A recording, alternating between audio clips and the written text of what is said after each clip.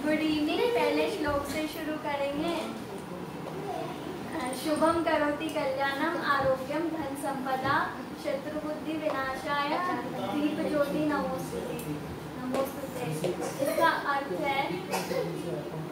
अर्थ है इस दीप को प्रज्वलित करके हम इस वातावरण को शुभ और कल्याणकारी करें। इस दीप की ज्योति से सारे शत्रु भाव मिट जाएं। इस पावन दीप को हमारा नमस्कार। अब हम अपने टॉपिक के बारे में बोलेंगे। मेरा टॉपिक है बैंकिंग। बैंकिंग एक फाइनेंशियल इंस्टीट्यूशन है जो कैश, क्रेडिट और बाकी फाइनेंशियल ट्रांजैक्शन प्रोवाइड करता है। बैंक्स में हम एक्स्ट्रा कैश, एक्स्ट्रा मतलब गोल्ड और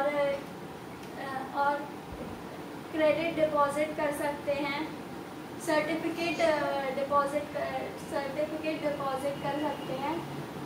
बैंक दो टाइप के होते हैं, कमर्शियल बैंक, सेंट्रल बैंक और कमर्शियल बैंक। सेंट्रल बैंक जो है वो सारे कमर्शियल बैंक्स को ऑपरेट करता है। इंडिया का सेंट्रल बैंक RBI है। और कमर्शियल इंडिया में बहुत सारे कमर्शियल बैंक्स हैं, जैसे ICICI bank, Kotak bank, IndusInd bank. Central bank commercial bank को CRR, SLR और रेपो रेट प्रोवाइड करता है। CRR कैश रिजर्व रेशियो है जो कि कमर्शियल बैंक को RBI के साथ मेंटेन करना पड़ता है। SLR है जो कि कमर्शियल बैंक को खुद अपने बैंक के साथ मतलब खुद के साथ मेंटेन करना होता है, पर वो RBI बताता है कि RBI इसका रेट बताता है।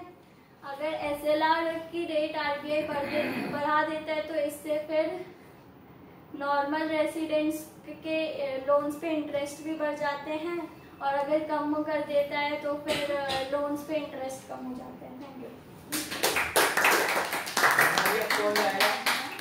चलते हैं।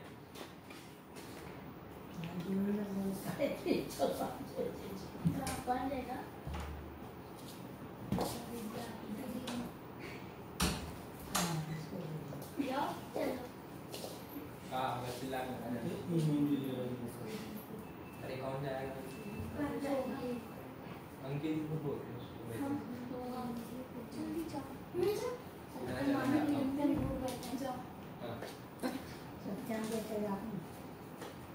क्या हमने बोल रहे हैं।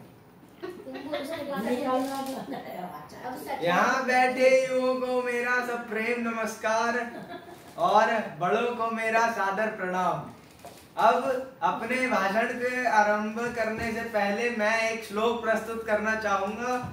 तो श्लोक है कि कर्मण्येवाधिकारस्ते मा फलेषु कदाचन मा कर्मफल हेतुर्भूर्मा ते संगो स्वकर्मणि। इसका अर्थ है कि हमें कर्म करने का अधिकार है, उसके फल पर कोई अधिकार नहीं। और तुम्हें कर्म के हेतु नहीं बल्कि कर्म के हेतु नहीं बनना है, और अकर्म के आसक्ति भी नहीं बनना है। अब मैं अपना भाषण आरंभ करने जा रहा हूँ जिसका विषय गैस है। और बस तो वैसे तो गैस हमारे इस दैनिक जीवन में बड़ा महत्वपूर्ण भूमिका निभाता है, लेकिन अभी कुछ बहुत सारे लोग इसका दुरुपयोग कर रहे हैं, जिससे आने वाली पीढ़ियों को मुश्किलें आ सकती है। तो हमें गैस और अन्य फ्यूल का सदुपयोग करना चाहिए और कम से कम जितना आवश्यक हो उतना ही यूज करना चाहिए। अब हम 3 प्रकार के गैसों के बारे में बोलना चाहेंगे। पहला है सीएनजी।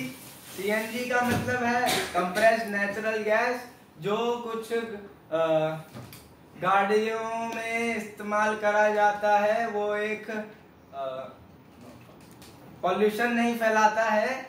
और अब दूसरे पे आते हैं, जिसका नाम है एलपीजी। एलपीजी यानी लिक्विफाइड पेट्रोलियम गैस, जो घरों में इस्तेमाल होता है खाना बनाने के लिए। और अब तीसरा है पीएनजी, जिसका अर्थ है पाइपलाइन नेचुरल गैस, जो पाइप के द्वारा आता है। हमारे घर में भी है, येलो कलर का। अब मैं बताता हूँ कि हम लोग कैसे इन गैसों का वेस्टेज रोक सकते हैं। तो पहला है सीएनजी को वेस्ट ना करने का उपाय, कि हम लोग पब्लिक ट्रांसपोर्ट में ज्यादा जाया करें, प्राइवेट व्हीकल्स को हटाकर। इससे फ्यूल की बचत होगी। अब दूसरा था एलपीजी। एलपीजी को बचाने का एक बहुत बढ़िया उपाय मैं बताने जा रहा हूँ।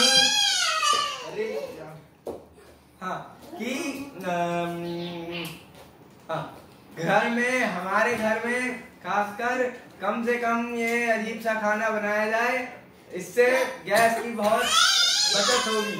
और बस मैं थैंक यू बोलने जा रहा हूँ। Thank you. जय श्री राम। जय श्री राम।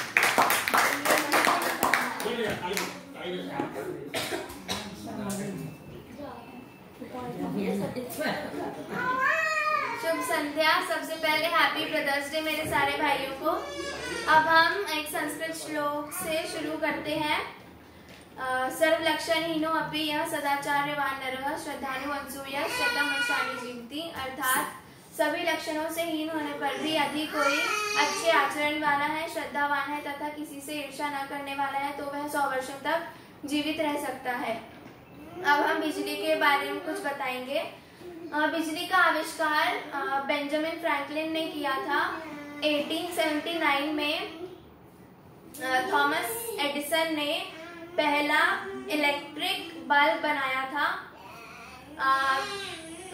हमें जब गर्मी लगती है तो हम एसी, फैन या कूलर चला देते हैं, जो बिजली से चलती हैं। हम अगर अपने आसपास देखें तो लगभग सारी चीजें ही बिजली से काम करने वाली होती हैं, जैसे fridge, TV, AC, fan etcetera आदि। और कभी कभी बिजली से बहुत बड़ी दुर्घटना भी हो जाती है, जैसे शॉर्ट सर्किट से कोई बहुत बड़ी चीज नष्ट हो सकती है। और दूसरा है कि इंसान की लापरवाही की वजह से किसी को बिजली का झटका भी लग सकता है और उसकी मृत्यु भी हो सकती है। रोड पर जो स्ट्रीट लाइट्स होती हैं वो भी बिजली पर ही काम करती हैं, जिससे कि जो लोग रोड पर चलते हैं उन्हें अंधेरा होने पर सुविधा होती है। जनरेटर, पानी और कोयला आदि से बिजली बनती है। धन्यवाद।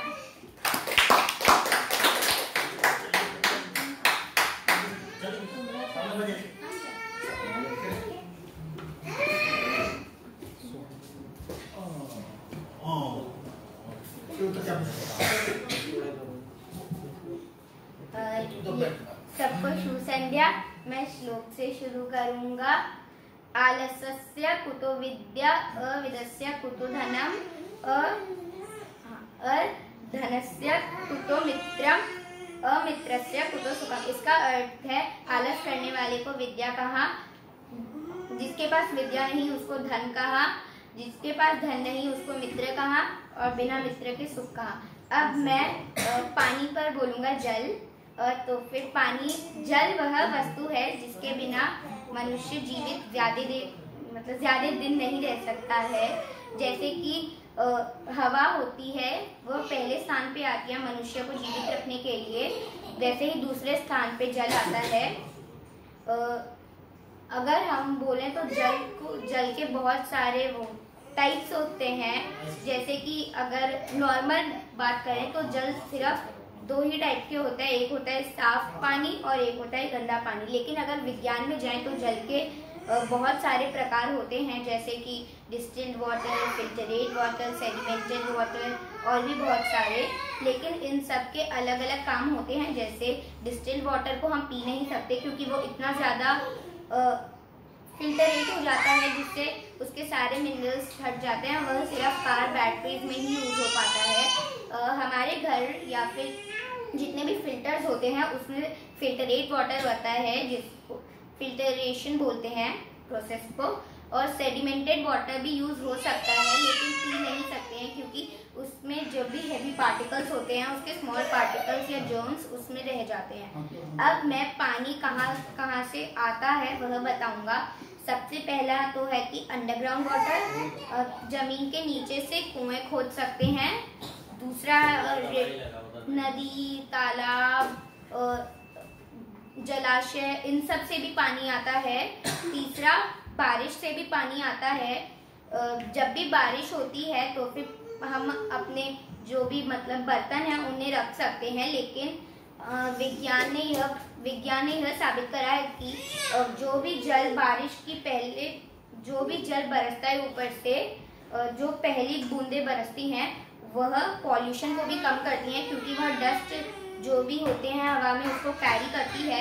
तो हमें जब भी बारिश हो उसके 10-15 मिनट बाद ही वह जल यूज करना चाहिए। वो मैं बताऊंगा पानी के लोग कैसे दुरुपयोग भी करते हैं। सबसे पहला तो है कि बहुत नॉर्मल है कि बहुत लोग या बच्चे नल खोल के ब्रश कर लेते हैं जिससे भी पानी वेस्ट हो जाता है। दूसरा है कि शावर भी यूज करते हैं बहुत लोग। और तीसरा है कि जो भी पानी हम लोग सब्जी या फ्रूट्स धोते हैं उसको लोग फेंक देते हैं, लेकिन वह पानी हम प्लांट्स में डाल सकते हैं क्योंकि इससे उन्हें कोई हानि नहीं होगा। अब मैं बताऊंगा कि पानी का हम लोग रक्षण कैसे कर सकते हैं उसको।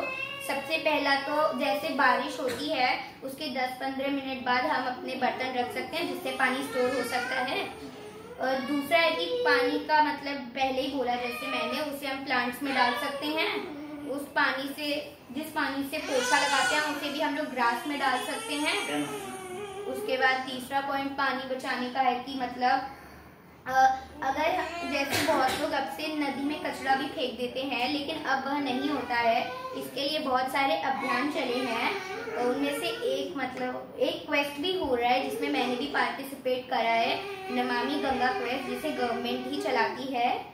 उसमें भी हम अपना क्वालिफाई कर सकते हैं अगर कुछ हमें अपनी आइडियाज उसमें शेयर करनी है। वैसे ही बहुत सारे अभियान चले हैं, उससे भी पानी साफ रहता है तो फिर हमारे घर आ सकता है। और क्या हम बोलने वाले थे, एक और था एक सेकंड। हाँ, अब पानी का हमारा जो डेली यूज होता है वह कैसे होता है। सबसे पहले तो सुबह उठ के ही जैसे ब्रश करते हैं, वॉशरूम जाते हैं, इस सब में पानी का यूज होता है। फिर नहाते हैं उसमें भी पानी का यूज होता है, कपड़े धोने में पानी का यूज होता है। तीसरा है कि खाना बनाने में भी पानी का यूज होता है, पानी पीते भी हैं। और मैं एक चीज़ बोलना भूल गया कि पानी को एक और तरीके से बचा सकते हैं। हम लोग जैसे अगर पौधे लगाएं उससे भी पानी बचता है क्योंकि उससे हमारी जल चक्र भी चलता है। पौधे लगाने से ही जो पानी मतलब बारिश होने के बाद बच जाता है और जमीन पे रह जाता है, तो जब सूरज उगता है तो वह पानी इवेपोरेट हो जाता है, जिससे ही बारिश होती है। बारिश होने का यही कारण है कि जब पानी बादल कुछ ज्यादा ही सोख लेते हैं और कंट्रोल नहीं कर पाते, तब वह पानी नीचे गिरा देते हैं और वही पानी फिर से बारिश में तब्दील हो जाता है। धन्यवाद। जय हिंद, जय श्री राम।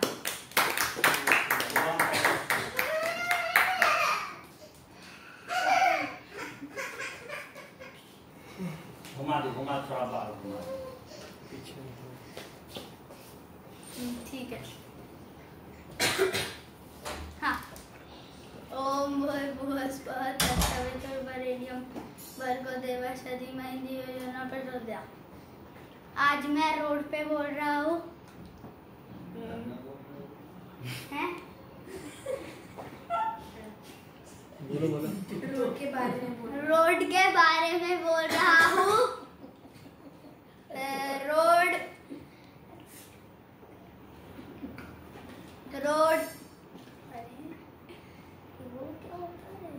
अच्छा, रोड बहुत यूजफुल होता है। रोड बहुत यूजफुल होता है। रोड जैसे कहीं और से कहीं और कुछ ले जाना होता है तो रोड ही नहीं, कार पे वो लोड करवाते हैं और फिर उसको कहीं और जहाँ पे भी ले जाना होता है ले जाते हैं। क्या क्या बोले?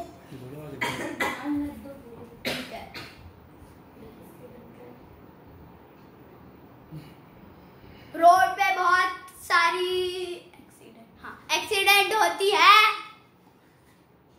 जैसे बारिश हुई तो रोड पे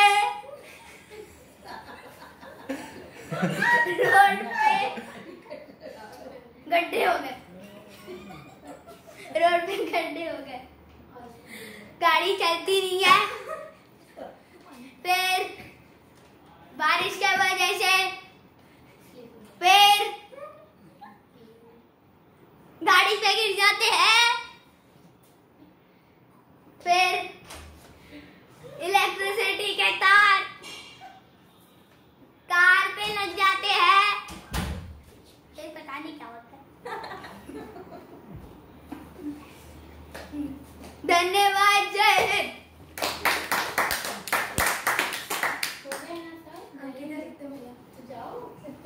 तेरा कब हुआ? बिस्किट लाते खोली लिया बोले सुसंध्या। सबसे पहले तो मैं एक श्लोक सुनाना चाहूंगा। उद्यम साहसम धैर्य बुद्धिः शक्तिः पराक्रम षडेते यत्र वर्तन्ते तत्र देवम सहायकृत। इसका अर्थ है कि जोखिम लेने की क्षमता, धैर्य, बुद्धि, शक्ति, साहस और पराक्रम, यह 6 गुण जिस मनुष्य में होते हैं, ईश्वर भी उसकी सहायता करते हैं। अब मैं इंटरनेट में बोलूंगा। इंटरनेट क्या है तो सबको पता ही होगा ऐसे, लेकिन अब हम सबसे पहले तो इंटरनेट की हिस्ट्री थोड़ी सी बताएंगे इंडिया में बेसिकली। तो सबसे पहले इंटरनेट जो पहला प्रोवाइड हुआ था इंडिया में वो हुआ था 1986 में और उसकी स्पीड थी 6.4 kbps। और उसके बाद वो प्रोवाइड करा गया था एयरनेट से, जिसका फुल फॉर्म है एजुकेशनल रिसर्च नेटवर्क, और उसको फंडिंग मिली थी गवर्नमेंट ऑफ इंडिया से ऑब्वियसली, और UNDP जो है यूनाइटेड नेशंस डेवलपमेंट प्रोग्राम। तो उसके बाद जो पहला पब्लिकली जो मतलब आम जनता यूज कर सकती है वो वाला इंटरनेट हम लोगों को प्रोवाइड करा गया था भारत के 48 स्वतंत्रता दिवस पे, यानी कि 15 अगस्त 1995, और वो प्रोवाइड करा गया था BSNL से, जो है विदेश संचार। विदेश संचार निगम लिमिटेड, और हाँ ये 1995 में प्रोवाइड करा गया था। और अगर अभी की बात करी जाए तो इंडिया सेकंड लार्जेस्ट यूज़र है इंटरनेट का, जिसके लगभग 70 करोड़ के आसपास यूज़र्स हैं डेली के। उसके बाद अगर थोड़ा फैक्ट्स बताएं तो इंटरनेट जो सबसे ज़्यादा यूज्ड सोशल नेटवर्किंग साइट्स है, एक है यूट्यूब और फेसबुक। इंडिया में सबसे ज़्यादा ये दोनों ही यूज़ होते हैं। और जो मोबाइल नेटवर्क के द्वारा यूज़ करी जाने वाली साइट्स है वो मोस्टली ऐप्स हैं जिसके द्वारा हम चैट कर सकते हैं, जैसे व्हाट्सएप हो गया, टेलीग्राम हो गया, ये सब। अब हम बताएंगे कि जैसे इंटरनेट हम लोग को लगता है, मतलब मोस्टली यहाँ पे जो बैठे हैं सबको लगता हो कि इंटरनेट ऐसे काम करता है कि जैसे फ़ोन में कुछ लिखे, मतलब कोई जैसे यही वीडियो है, ये वीडियो खोले यूट्यूब, दबाए, वीडियो चल गया, तो यही हुआ होगा कि यहाँ से उधर से नेटवर्क गया, सैटेलाइट से आया, इधर हुआ और मोबाइल में रिसीव हो गया। तो ये जो क्या कहते हैं, इस पूरे प्रोसेस का 2 तरीका होता है। सबसे पहला तो यही सैटेलाइट वाला, लेकिन ये जो ऐप्स हैं जिनको हाई स्पीड इंटरनेट की ज़रूरत है, जैसे यूट्यूब हो गया, उन सब के लिए बहुत ज़्यादा धीरे हो जाता है, क्योंकि एक तो एक नॉर्मल सैटेलाइट काफ़ी ऊपर होता है और जो सिग्नल है उसको भाई मतलब ऊपर भी जाना है, नीचे भी आना है, तो टाइम अच्छा खासा लग जाता है। तो जो सेकंड तरीका है ये ज़्यादा इफेक्टिव, ये ज़्यादा तेज़ है, लेकिन इसका हम बताते हैं होता कैसे है। तो सबसे पहले जैसे यूट्यूब है, इसका एक सर्वर होता है, इसका सर्वर है डेटाबेस एक जगह होता है। जैसे ये वीडियो है एक जगह रिकॉर्डेड होगी, सपोज एक रूम है, उसके अंदर एक किसी स्टोरेज डिवाइस पे पड़ी होगी ये वीडियो, तो वहाँ पे ये वीडियो पड़ी होगी। अब उस वीडियो को हमारे तक आने में होता है, मतलब कोई सैटेलाइट वैटेलाइट ट्रांजिशन नहीं होता, उसका होता है कि पूरी तार ऑप्टिकल फाइबर की वो लेकर ही जाती है। जैसे सपोज दूसरे कॉन्टिनेंट में लेकर ही गई, वहाँ से तार इंडिया आएगी, फिर वहाँ से इधर आएगी, और जैसे मोबाइल नेटवर्क अगर यूज़ कर रहे हैं तो जो टावर लगा है उससे कनेक्ट होगा और फिर वहाँ से रिसीव करेंगे हम लोग। तो जो तार है वो ओशंस के अंदर भी लगाई जाती है, पहाड़ों के ऊपर भी लगाई जाती है। तो इसकी वजह से, तो इसका रीज़न तो यही होता है कि ऑप्टिकल फाइबर है, तो फास्टेस्ट मोड ऑफ वो क्या कहते हैं ट्रांसफ़र हो जाता है डेटा, तो क्या कहते हैं बहुत ज़्यादा तेज़ हो जाता है हम लोग के लिए रिसीव करने के लिए, कंपेयर करें अगर सैटेलाइट से। तो जैसे जो तारें लगाई जाती है उसके लिए एक प्रॉपर शिप ली जाती है। तो जो बहुत बड़ी कंपनी है जैसे यूट्यूब, फेसबुक हो गया, इनके पास इतने रिसोर्सेज हैं कि ये लोग ऐसे जो तारे हैं वो ले डाउन कर सकते हैं। तो एक शिप होती है जिसमें एक मशीन लगी होती है जो पानी के अंदर जाती है, गड्ढा करते हुए जाती है आगे, और पीछे से ही मतलब ऐसे लगा हुआ है, तो ये ऐसे गड्ढा कर दिया और यहीं से तार लगा होगा जो नीचे लेकर ही जाती है। तो इसी के द्वारा जैसे सपोज आ गई और जो मोबाइल टावर हम लोग देखते हैं उसमें चली गई, और जब हम लोग सर्च मारते हैं तो जैसे सबका आईपी एड्रेस होता है, तो आईपी एड्रेस को एक्सप्लेन करें तो जैसे हम लोग घर का एड्रेस है D126 सेक्टर 48, वैसे ही हम लोग का भी एक आईपी एड्रेस होता है, वो इंटरनेट एक्सेस करने के लिए होता है। और जब हम लोग, तो जैसे जो डेटा उधर से यूट्यूब के जो भी डेटाबेस है या सर्वर है उससे जब भेज रहा है तो वो हम लोग के पास आए तो वो लोग डिकोड करता है इसी आईपी को। और आईपी जैसे यूट्यूब का जो आईपी एड्रेस है वो हम लोग याद कर नहीं सकते कि जैसे यूट्यूब हो गया, फेसबुक हो गया, किसी का 192.168.0.1 है, फिर 205.168 ऐसे करके है, तो याद करें तो बहुत ज़्यादा कन्फ्यूजन हो जाता है। तो हम लोग डोमेन नेम लेते हैं, और जो डोमेन नेम होता है वो यही हो गया यूट्यूब, फेसबुक, इसको डोमेन नेम कहते हैं। तो वही, तो जब हम लोग रिसीव करते हैं तो जो आईपी, तो हम लोग के आईपी एड्रेस यानी कि हम लोग के एड्रेस पे जो हम लोग का पता है उस पर आ जाता है ये वीडियो, जिसकी वजह से हम लोग वीडियो देख पाते हैं। अब हम एक और स्टैटिस्टिक शेयर करना चाहते हैं जो हम 2-3 हफ्ता पहले पढ़े थे।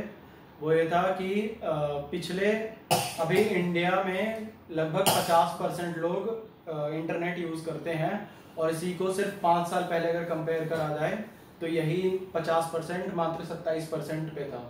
तो पिछले 5 साल में इंडिया में बहुत ज़्यादा कम से कम इंटरनेट की फील्ड में तो बहुत ज़्यादा डेवलपमेंट हुई है। तो इसका जो क्या कहते हैं, जो बहुत बड़ा श्रेय जाता है वो डिजिटल इंडिया को ऑब्वियसली जाता है, जो लॉन्च हुआ था 1 जुलाई 2015 में, जिसका बेसिक एम ये था कि जो भी गवर्नमेंट फैसिलिटीज़ हैं वो प्रोवाइड करी जाए हर सबको इलेक्ट्रॉनिकली। तो उसके लिए जो रूरल एरियाज है जहाँ पे पहले इंटरनेट पहुँचना बहुत ज़्यादा मुश्किल हो जाता था, लेकिन इस क्या कहते हैं इस डिजिटल इंडिया के अंदर ये इंश्योर करा गया कि जो रूरल एरियाज है वहाँ पे भी क्या कहते हैं इंटरनेट बहुत इजीली या फिर हाई स्पीड इंटरनेट जितना हद तक पहुँच सकता है उतना पहुँचाया जाए। तो वही पिछले 5 साल में बहुत ज़्यादा इस फील्ड में डेवलपमेंट हुई है, और ऐसा बोला गया है कि 2023 नहीं तो 2025 तक इंडिया लीड करेगी नंबर ऑफ इंटरनेट यूजर्स में। और अगर जो पिछले 5 साल में जैसा डेवलपमेंट हुआ है अगर वैसा ही डेवलपमेंट होता रहे तो। धन्यवाद।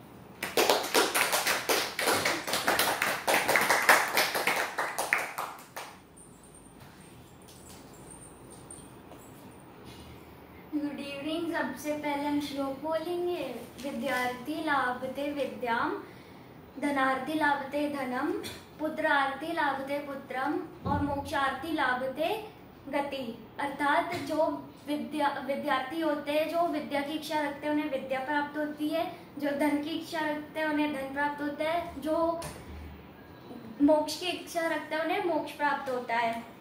अब मैं आप सबको जो टॉपिक मुझे दिया गया है उसके बारे में बताऊंगी, जिसका शीर्षक है हाउसकीपिंग। हाउसकीपिंग पहले तो होता क्या है? हाउसकीपिंग जो होता है उसे हाउसकीपिंग का मतलब होता है घर की देखरेख करना और उसे मैनेज करना, और जो लोग हाउसकीपिंग करते हैं उन्हें हाउसकीपर कहते हैं।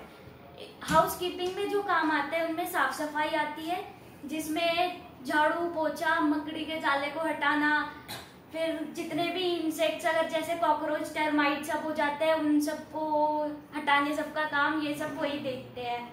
या कभी नाला भी कभी अगर जाम हो जाता है तो ये भी काम उनका होता है देखने का।